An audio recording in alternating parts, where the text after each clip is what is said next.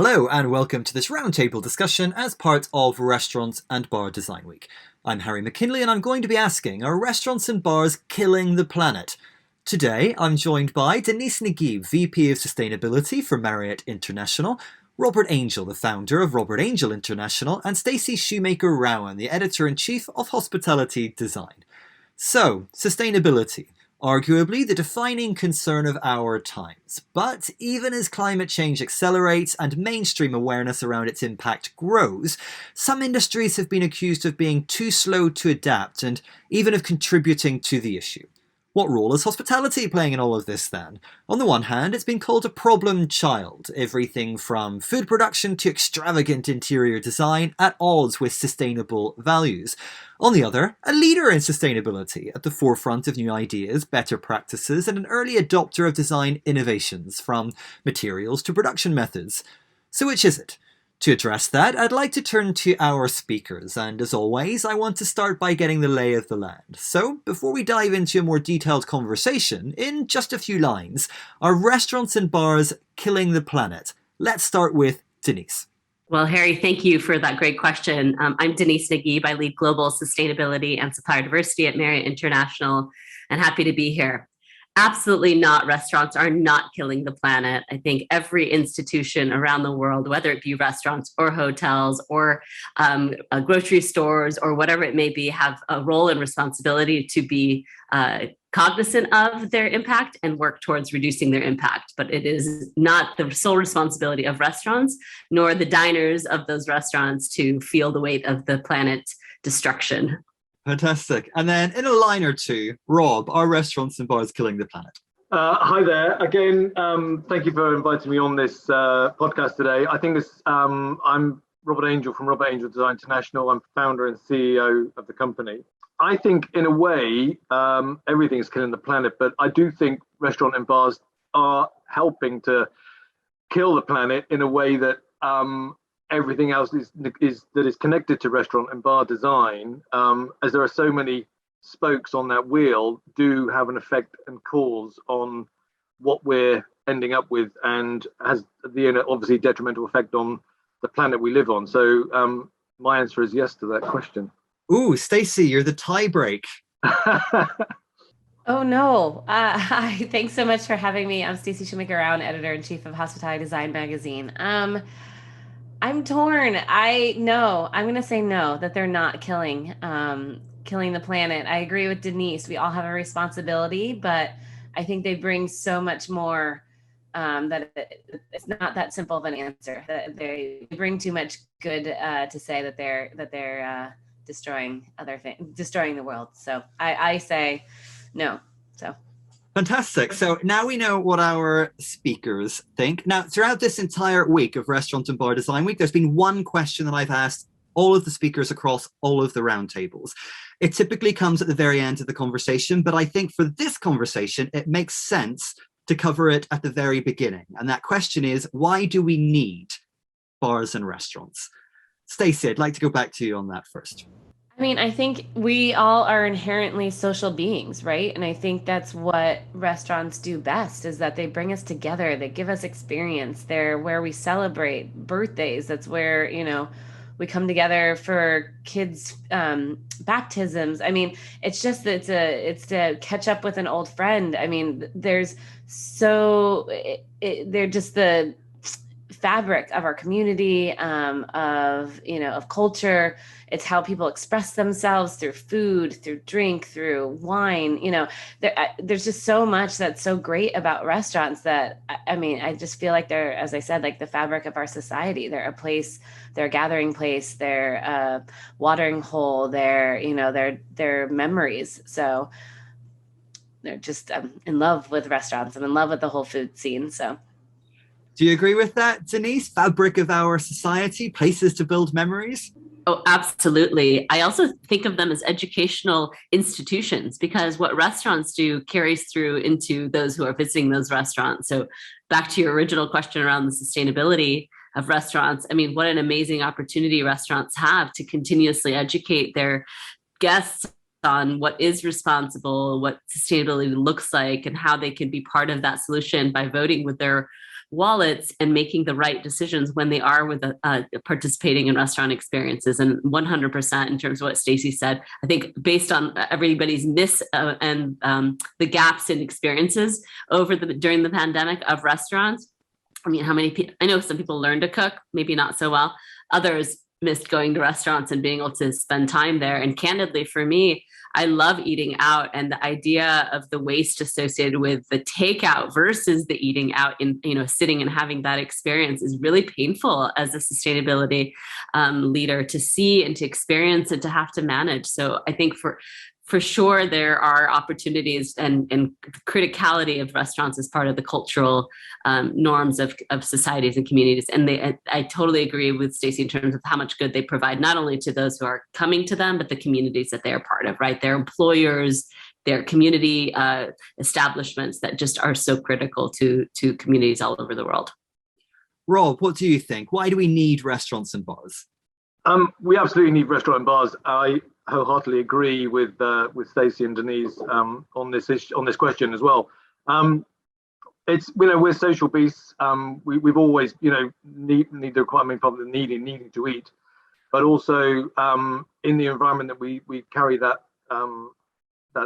task out is somewhere where we've grown to love, and we've obviously designed restaurants and bars that are experiences in which to dine in, and the types of food and the restaurants on offer is incredible. And with sustainability and sustainable restaurants and sustainable food, it's somewhere that we've all grown up with. And the last 20 or 30 years or so has seen an absolute boom in restaurant eating out, having that experiential destination to go to of an evening with your friends and your family. It's what we do as human beings, and we love socializing together. So that's one thing that's not going to stop us no matter what we do. We just need to make sure whatever we design and eat off our plate has a good carbon footprint and something that is sustainable going forwards. Absolutely.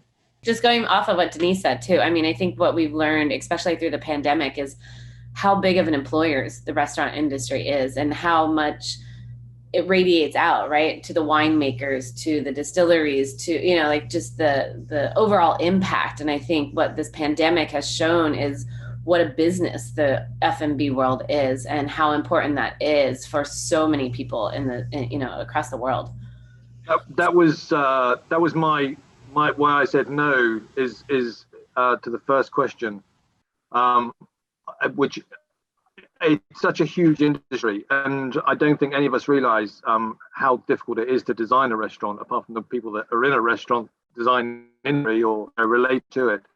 But like I said, folks coming out of a restaurant is huge. It's ginormous, and I think, like, from the growers to the producers to the suppliers to the suppliers of the design of all the elements that go into a restaurant, it's ginormous. It really is a big animal to feed, so to speak. So it's just one of the things that we just have to figure out. And I think with the pandemic, it's really made us focus on the things that we can't get as our kind of usual core. We have had to adapt in getting everything that we need for a restaurant. And we've been designing restaurants in the pandemic that we know that we get and are available, and just change the whole thinking and sourcing and everything else that goes with it. So yeah. So we have consensus, I think, that we do need restaurants and bars. But as a kind of addition to that question, do we need more restaurants and bars? Denise, what do you think? Do we need more of them? Well, I think you can say the same about anything. Do we need more hotels? Do we need more residences to sleep in? As long as communities are growing, as long as populations are growing, you're going to need more to manage the capacities associated with that. And I think what the intelligent way to go about it is to try to repurpose existing spaces wherever possible, as opposed to always building anew. From a sustainability perspective, this idea of what's called embodied energy in a building is really just starting to be understood. And so these ideas of taking these beautiful buildings that are not being utilized today and making them anew again for restaurants, I think is a phenomenal way. I mean, it changes I'm not the architect, that's Robert's job, but in terms of just, the assets that are out there. And I think what's really cool about restaurants too, is the same space can be changed, in a relatively smooth way to make it look and experience so differently. So I think some of the new might be kind of old made new as opposed to just new. So I want to stick with that idea of the new. We all love celebrating the new, but is our fixation with the latest thing fundamentally unsustainable? Rob, what do you think about that? I guess I should say that because we restaurants and fashion follow a kind of similar path, I think. And I think particularly now with everyone running around taking photographs on phones and various other devices, the fixation for newness and of now is just incredible. It's just a massive part of our daily lives, really. I mean, I think, and I was, and this week, I did go into a restaurant that I designed 7 years ago, and it still looked great, and the new owners that are going to take it over, because obviously these things, as you all know, are going to probably do very little to it, because I think that the design that we did originally had this kind of timeless approach. It was of then, which is, and it stood the test of time, which I think is important in sustainable design. And I think they're just going to, they're going to kind of blend into it and just do minor things to it, like, literally minor things. So we've already got kitchen, we've already got dining areas and tables, bar, there's, so everything you there to operate a restaurant is already there. And I think that's one of the things where you have an existing space that's going to be taken over by a new group of restaurateurs, for example, is something that I think everyone needs to just prick their ears up and say, this is a restaurant, was it the food that wasn't working, or what was, everything will go in and say, we want a new look because it's with a new company and a new menu and things like that. But I think, there is the question that you're posing is, do we need to go as far as stripping it all out again and throwing it away or upcycling or whatever? And I very much would like to think that going forwards, there is going to be more of a gentle kind of element of using that design in the existing space. And if not, then I'm sure there's, the desire for other restaurants or, through other channels is to say, we've got a bar, come and take it. We've got some stuff, come and take it, which I think is very much of that upcycling, recycling part of sustainability. But I think that just needs to be done maybe in a slightly better way or different way than is currently being done at the moment. So I think this is too quick to say, throw it all out with the bathwater and then we'll start again. Stacey, you live in New York. It's very similar to London in the sense that there is a restaurant scene that often seems to pull people in based on this sense of newness. And you'll have somewhere where there's a queue down the street the week that it opens, and 6 months later, it's tumbleweed. So is our fixation with newness fundamentally unsustainable? Well, as running a magazine that covers all the new stuff in the industry, it's hard to say that it's unsustainable. But I'll say, I'll still go to Balthazar and love it. There are staples within New York City that have stood the test of time, that you go in them and they are as good as the day that they opened. That is, that is a coveted thing, to have that, that to be able to last that long in a city like New York or London or, name it, that doesn't always happen, as you said. So those are the ones that I think prove the how great a restaurant can be to its community, to its city, to its people. At the same time, as Denise mentioned earlier, there's an education, right? Things change. Tastes change, cultures change, people want to try new things, right?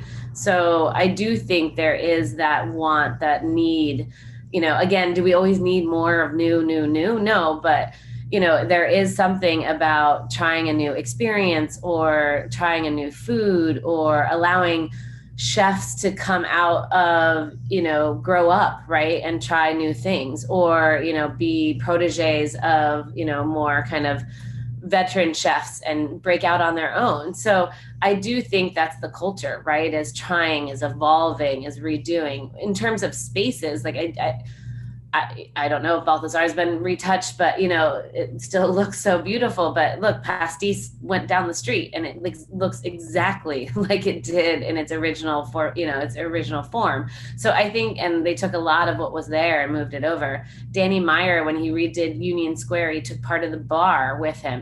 I think there's a way to think, as Rob was saying, think holistically. Like, how can you take pieces and from an old space and reuse it in a new space, or take an old space and lightly dust off but still give it a new charm, a new look, a new feel. You don't need a lot to change a space. I mean, you just need to be thoughtful in how you do that. I want to stay with that line of thinking, because exactly as you just touched upon, Stacey, as a magazine, you rely on covering new projects. Designers and suppliers rely on new venues and concepts, and traditionally owners and operators need to introduce the new to keep consumers interested, something I'm sure that Denise knows about intimately. Are any of us doing enough to shift the narrative away from constant development? How can we talk about creating to last when so much seems dependent on shelf lives? Denise, I want to start with you on this, because of course it's a slightly two-pronged approach at Marriott. Not only do you have new hotels with new bars and restaurants within them, but you then also need to look at your existing portfolio and keep those restaurants and bars feeling fresh. I mean, what's a typical shelf life for an existing property? Oh, for a hotel, for the asset itself, I mean, it goes under renovation on 2 general cycles: 7 years for what we call the soft goods, and then 15 years for the case goods or the hard goods. I think restaurants are being designed now differently so that they can go through those cycles more quickly at less cost. And so I think that's the important process. And to Robert's great point before, is how do you design it in a way so that it's not having to look stale quickly, or that there potentially are just some small fixes that can be modified to refresh it, right? There's so much that can be done with little touches, whether they be, what's on the tabletop, or a fabric that gets changed out, or paint. And so I think just looking at how do you design things a bit more to be timeless, but then that there are elements of it that can be modified with lower cost, so that you're not ripping out an entire restaurant or recreating a design just to move it from being an all-day restaurant to a specialty steakhouse or whatever it may be. I think there's so many elements of that, and again, from both an environmental and a financial perspective, those are really important. How do you do that from the front end, knowing that it's not going to be that, for the next 20 years? I think is a likely a complex thing. I'm not a designer, so I don't know, but I feel like getting that right and getting that sweet spot, I think is going to be even more critical through time, to meet what Stacey was comment before was about, this variability and need for people to have change and to have these different experiences. Well, they're either going to get them in the same place that they have trusted, and that place is going to just be different and provide it in a different way, or they're going to have to find somewhere else to get that experience. And so I think just from a capturing of, that loyalty of an individual, if the restaurants can pivot in a way that is, both beneficial to them and to their guests, I think that's the critical thing, obviously without significant investment. Rob, Denise talked about timeless design, and that's something that's very important to Robert Angel International, but also leaving perhaps a little bit of room to update things without having to tear it out and start all over again. What are your thoughts on that? How can we talk about creating to last when so much seems dependent on mixing things up and shelf lives? I mean, one of my mantras is, I like my designs to be timeless and to wear in as opposed to wear out. And I think that goes right back through the chain of sustainable materials and durable materials. And I think that's another thing that, I like to use, like marbles and timbers and kind of real woods, and no laminates, or, no kind of commercially made kind of laminate plastics or anything like that. And so that instantly gives a place a kind of patina that feels cool. It feels timeless in a way it's designed. And I think one thing that what Stacey was saying about the restaurants he mentioned, they're like 20 years old, or must be by now. And the reason, 20 years ago, might seem an age away for some people, but I think, at that time, and as is the time now, the world was in a bit of a recession. Now we're in a bit of a pandemic. As soon as people get nervous or start to worry about what's going on in the wider world, we all look back and we all become slightly nostalgic in our thinking and what we may have liked when we were back then. And I think as designers, what we like to do, and I think that Keith did so well in New York at the time, was create these kind of French versions of what we all thought were, French bistros and brasseries in a kind of American style for the American market. And it just works so well. And I think those nuances and even, other restaurants that are in London as well, the ones that have been around forever, are designed in a way that they kind of feel a little bit of the past, because of the way that they were detailed, the materials that were chosen had longevity to them. And so they've lasted the test of time. Now, the design of the restaurant is not the thing that makes the restaurant stand the test of time. It's all about food and service and the vibe and the atmosphere that room creates, which, we create the interiors as a backdrop.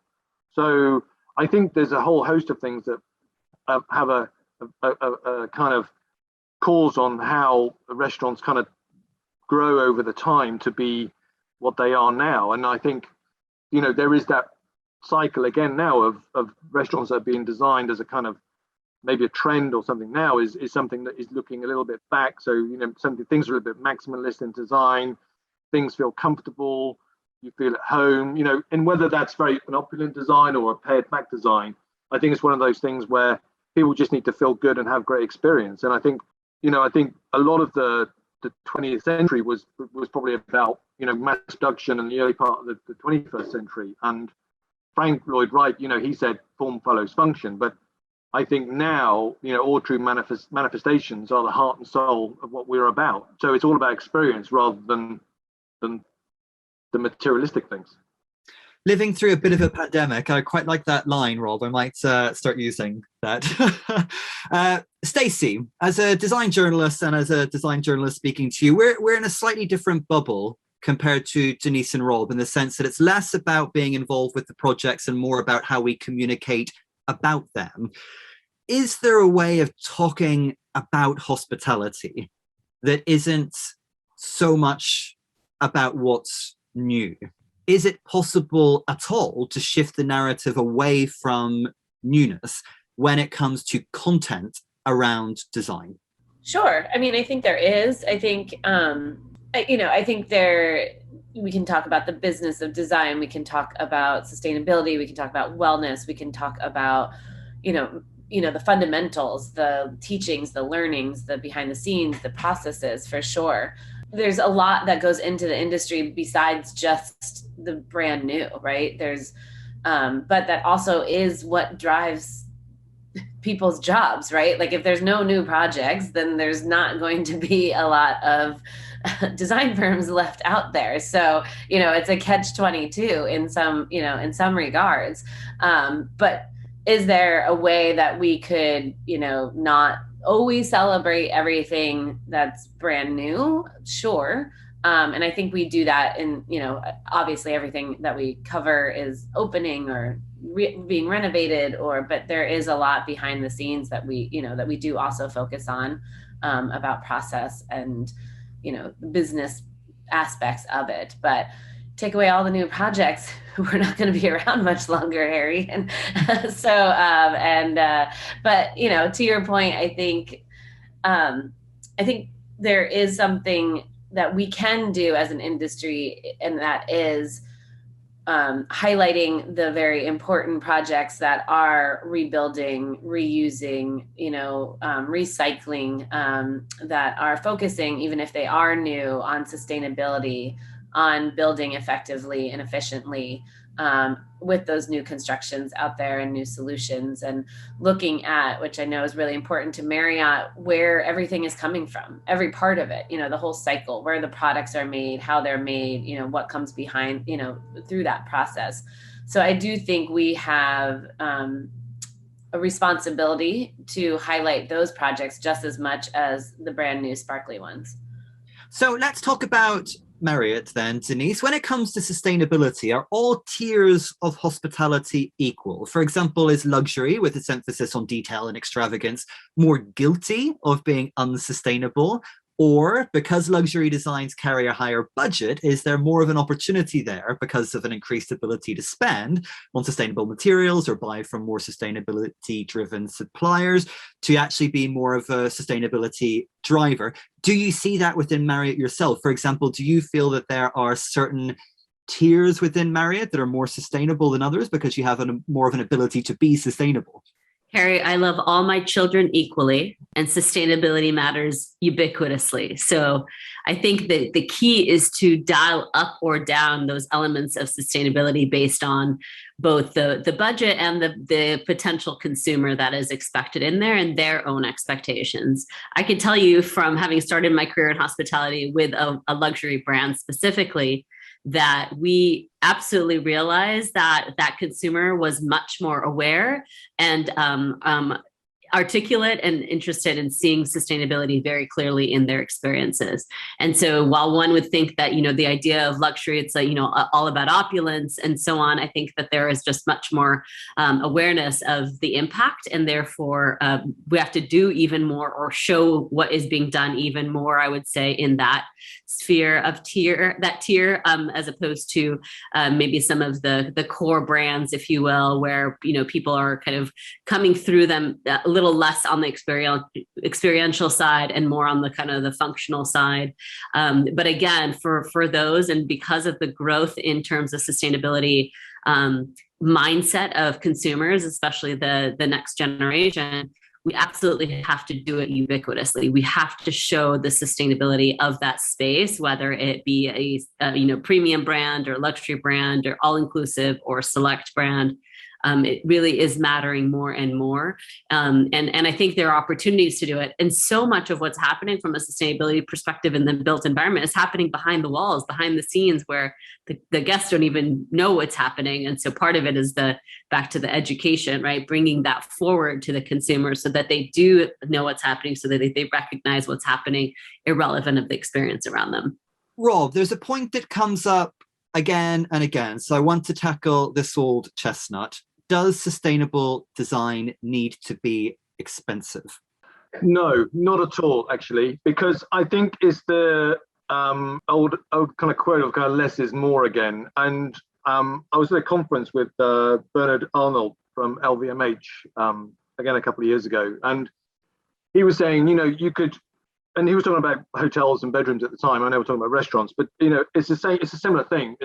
He said you could get a kind of tree, you could build this kind of platform on it, you could put hay on it, and you could charge a fortune if it was branded right and look cool enough that people would pay £7,000 a night to go on that platform of hay over an amazing view.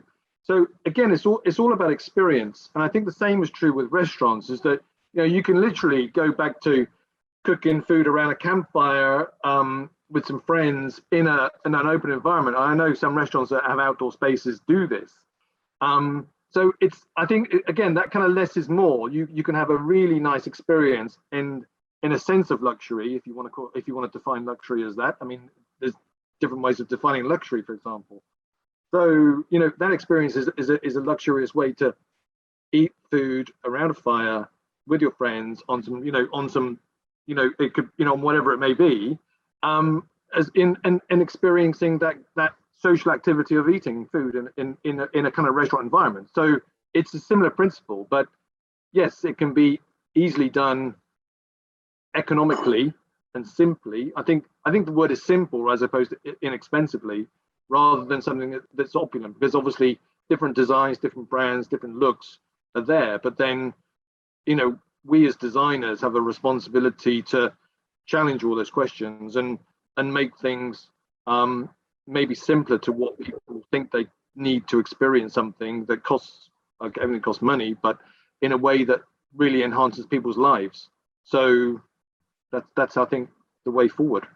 I saw you shaking your head, Stacey, when I first asked that question. And of course, you cover the full gamut of design projects. Now, anything can be sustainable, but it isn't necessarily well designed. Can good design be sustainable and not necessarily be expensive to produce? Look, building construction aside, right? Because that's very dependent on where you are in the building that you're doing. And Rob probably knows that better than anyone. But in terms, I think how far products have come in being sustainable, I think is light years from where we were. And I think they continue to get better. I think looking within 500-mile radius, looking within your local community, looking at craftspeople, I think today good design does not have to be expensive. I think there are levels where you can put money where you need to put money, and then find solutions where you can be on, more on a budget. But I do think, look at some of the resorts that are not resorts, but not all resorts, but some of the hotels and projects out there that are really, that are sustainable, that are touting wellness, that are, they're beautiful, not all sustainable projects are beautiful. You are correct, but there are very good examples out there that continue to show that sustainability can be beautiful. And look, even if even if you start with part of the project being sustainable, or starting with that line that you're going to try to do as much sustainable design as you can throughout your project, that's even just like, a starting point. And I think it's funny, I was talking to somebody the other day at HD Expo, our conference in Las Vegas. We used to have a green day that kicked off the expo, and it was all about sustainability, and it was a day of content and panels and discussions about how to bring sustainability into hospitality. And then, we stopped doing it because it seemed not necessary, because so many people were just starting to finally inherently include sustainable design in their projects, and that we should talk about sustainability throughout the entire 2.5 days and not just that first day. And I think that is what the conversation should be, that you should always bring that conversation to the project, to the table for every project. I think that's a really interesting point, Stacey. And of course, through hospitality design, you have an audience and you sit at the intersection of all of these different elements of the industry. So you understand what those conversations are and how they're happening. With consumer awareness around sustainability at an all-time high, can anyone in the restaurant and bar ecosystem, be it an operator, designer, supplier, or any number of other stakeholders, afford to ignore it anymore? Are consumers demanding more?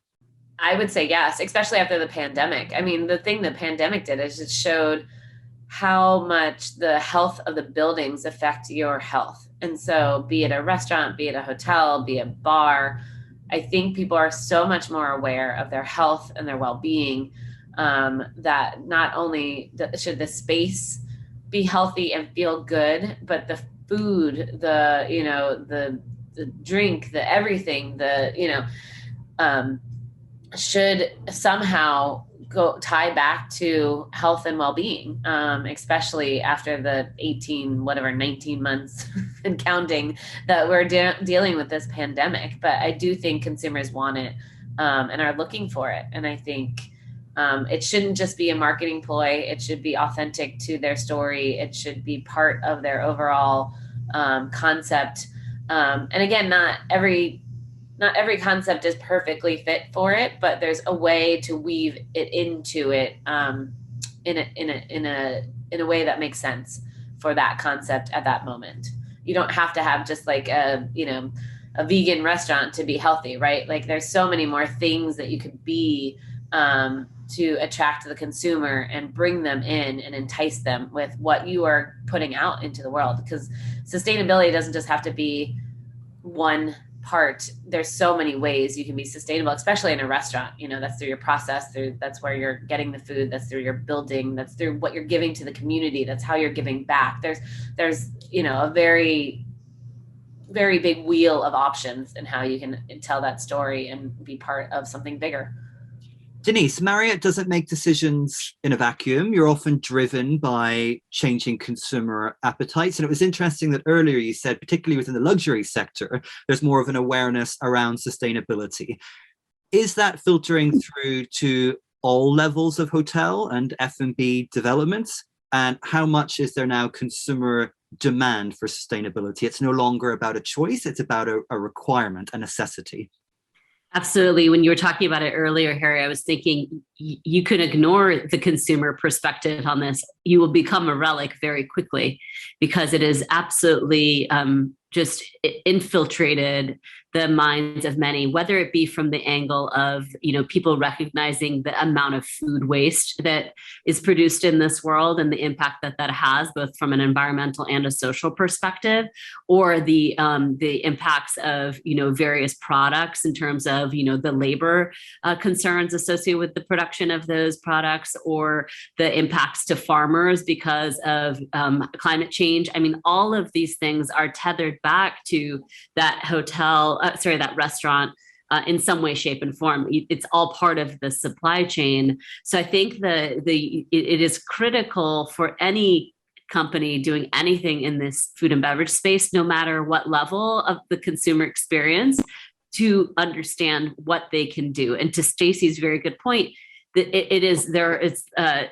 are a lot of options, right? And there are a lot of things one can do, whether it be looking at their own operations specifically, or the sourcing of the products that they have in their restaurants, or how, fair wages for their employees, and so on and so forth. And so I think all of those things are important for the company's sustainability, that organization's sustainability, but again, to meet the needs and growing needs of consumers. I've seen it very directly just over the last 18 months or so since the pandemic hit. Just the awareness, recognition, and desire to act by all segments of guests and all segments of decision makers has been astronomical. I mean, it is unreal how many more experts in sustainability we have, because people are paying attention. People are like, oh, this is a thing, and as somebody who's on their 25th year on this sustainability journey, I'm glad to have more people along the journey with me and recognizing the opportunities that are in front of us. And I really do believe that they are opportunities. And I always say, if you could just do one thing differently, that in and of itself is progress, right? Like, it doesn't have, you don't have to take on the world. So even individual restaurateurs that aren't, getting guidance from a corporate entity to say, go do X and Y, understanding, talking to their employees and understanding and culling out those ideas of what can they do, what should they do differently. I think just taking it one step at a time is just so critical. So I think it's it's not about segmentation. It's not about, regionality. It is everywhere, all the time, all segments of society just being much more aware of their responsibility in the space. So, Rob, Denise, it's everywhere all the time. As Stacey pointed out, they made a very progressive decision to scrap their Green Day and imbue sustainability into all of the conversations throughout their event. But that isn't necessarily the norm across the industry as a whole, as I'm sure you may have experienced yourself. And arguably, the fact that we're still asking these questions and talking about sustainability as its own siloed conversation suggests it's still not yet fully embedded. Is there a lack of urgency, a lack of will? Is change too slow? What do you think, Rob? It's something that is being addressed. We're all talking about it, which is amazing. I think everyone's been talking about it for years now. The pandemic has definitely sped up a lot of things for the better in terms of really fast tracking where we are today and just our thinking about where stuff comes from, which is kind of always on the tips of everyone's tongue. But I think now, just designing for low environmental impact and everything that we do, we are in a bit of a catch-up scenario. But I think it's going to trickle through. We're using and we have been using for years. Obviously there's the solid materials, the marbles, the timbers that Mother Earth has given us, and you could say Mother Earth has given us everything we have been designing with and building with and doing throughout the world that's also destroying it. But what we have to do is replenish and recycle and give back to the nature and earth what we've taken out and harvested. And I think, a lot of it is that, we are designing into what we do is, rainwater harvesting toilets, that, water is a big thing. So we're actually introducing that into some of the restaurants we do. We're using bamboo carpets again, which is very quickly grown. Obviously you've got wool from sheep, which is a natural product anyway, but we're actually consciously designing stuff and bringing stuff in from the globe that we can use, and through manufacturers that now are also completely sustainably conscious, so that we can actually use those and design with those things, knowing in a way that those things we are designing with are in fact themselves sourced from sustainable corners of the globe and through manufacturing processes as well. So it's definitely something that we're working through and working on, and it will speed up. It definitely will speed up. I want to go back to Denise on this. Do you think that there is a bit of a disconnect between us all having these conversations about sustainability and it actually just being the norm, in which case perhaps we wouldn't be talking about it in isolation at all? Yeah, I've always said my goal is to get myself out of a job, because I think to me that's success, right? If sustainability is embedded in everybody's mindset, in how designers think and how food and beverage operators think and how hoteliers are operating, et cetera, I think that it becomes the norm. It becomes less of the topic of conversation as opposed to the way that we operate. And I think that's ideal. I think we're a long ways away from that. Candidly, I think, a little bit more job security, but, jokingly, but at the end of the day, I think it's also a fast changing and growing space, right? The news and the rate at which we have to change has even accelerated from, what scientists have identified in terms of climate risk specifically, right? So what we knew 2 years ago of our path is now accelerated because of the lack of progress towards our path in that particular realm. For example, the impact to supply chains brought to light so many things in terms of how we should think differently about supply chains and the risks of supply chains and so on. And so people are more cognizant of that, and therefore having to pivot how we function as communities, as purchasers, et cetera, in terms of thinking differently about that supply chain. So I think it's, as with every sort of subject you can think of, there's always going to be change associated with it. But I do believe and have experienced it being sustainability more embedded versus silo just over the last several years. I think it is becoming more, there's becoming more awareness that it's not a thing that sits over here, but it is an overlay across everything. And that sensitivity to it is making it easier to embed versus come in, for my world, for example, come in at the end and say, no, you've done it all wrong. Well, that's not very helpful to anybody, as opposed to having, being part of the conversation throughout, and whether it be on the design side or the, decision makings around operations, whatever it may be. But that connectivity across a business, as an example, I think is fundamentally changing and will continue to change, and more embedding is going to be more effective and more successful in sort of driving progress. So yeah, one day maybe we won't have a dedicated conversation about it, but it will be just part of every business conversation, and every leader will be able to articulate their role in it.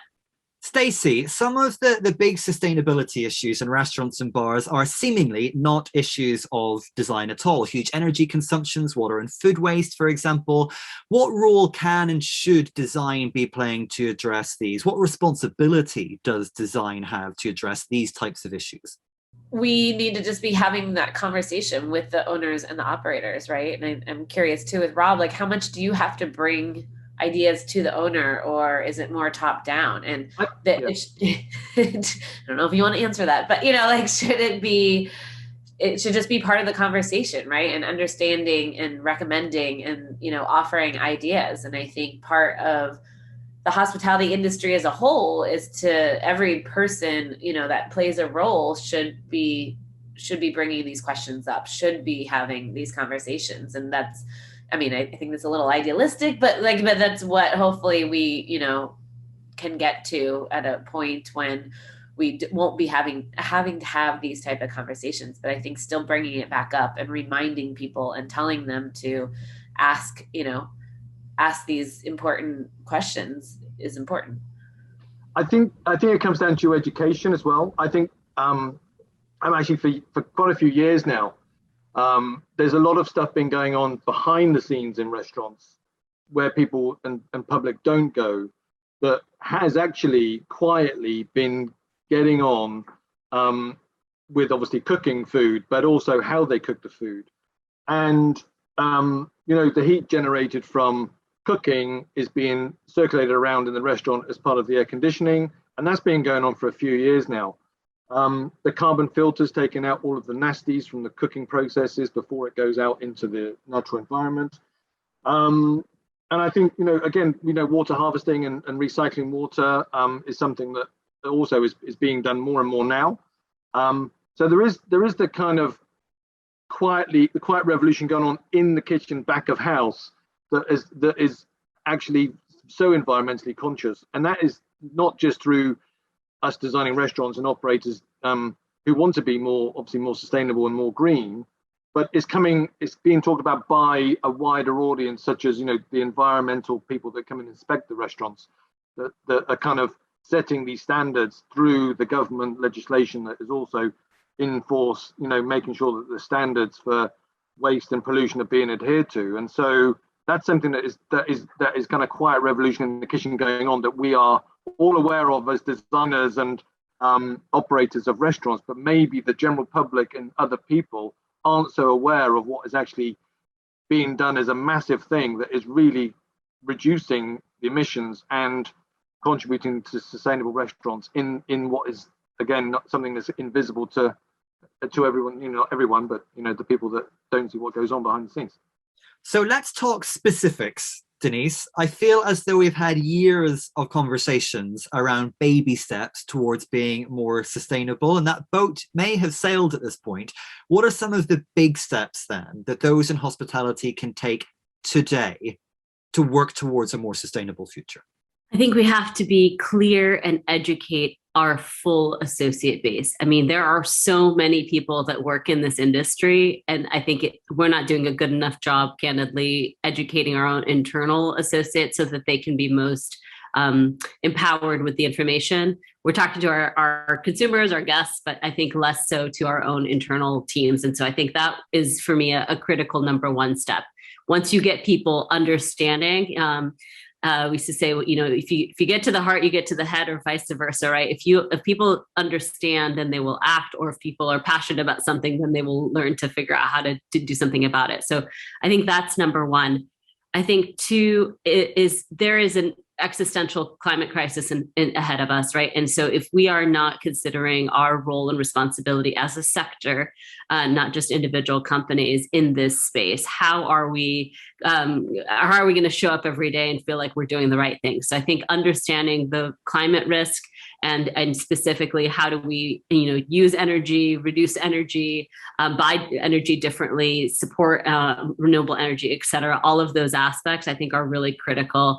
And Robert, you touched on sort of the water scarcity. I think that's another really critical thing that gets under discussed. There are very clear connections between the climate crisis and the water crisis.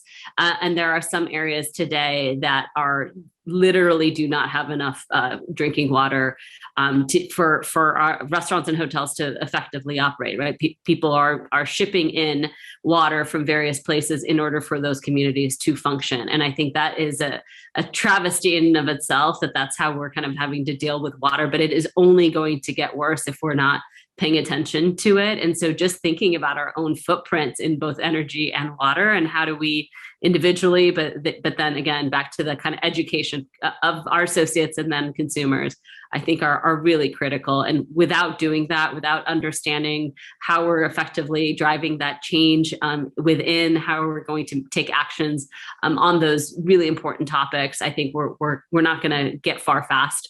And we have to stop hoping that something's going to work in the long term and start doing something in the immediate that's going to really move the needle. We don't have time to wait. We don't have time to sort of, figure it out. We have to be willing to sort of fail a bit along the way and figure stuff out as we go. And part of that is engaging more and more minds. There are a lot of smart people around us. And I think just for everybody working in any of these areas, just being open and willing to open the dialogue and bring more voices to the table, I think is really important. Well, unfortunately, we also don't have a lot of more time for this podcast either. So I'm going to ask one last question, and I'll go through each of you, which is, what does a hopeful future look like where successful hospitality doesn't need to come at an environmental cost? Let's start with Stacey. Oh, give me a hard one. I mean, I think it's everything that Denise just said, right? Like, I think it's us helping solve the problem as we continue to grow. And we take ownership that we are adding new and more to the world and taking resources. So how can we give back at the same time and make sure that we are part of the solution and not part of the problem? And I think there's not a simple answer to that by any means, but again, it's everything we've kind of touched on: the education, the learning, the conversation, and also the doing. And what can we as an industry do to, help start some change and start to be proactive, as well as part of the bigger picture. Rob, a hospitality industry that gives back. What do you think? What does a hopeful future look like?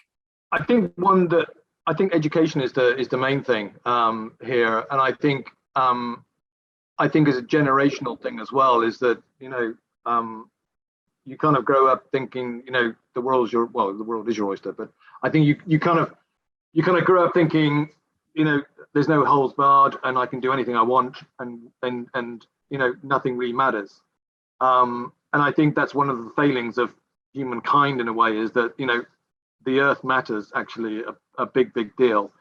And I think, I think we have to just re-look at what there are principles of sustainable design. And, one of them is, we need to design for energy efficiency to make sure that everything is well insulated and designed in a way that allows it to hold of that energy for longer before it's released.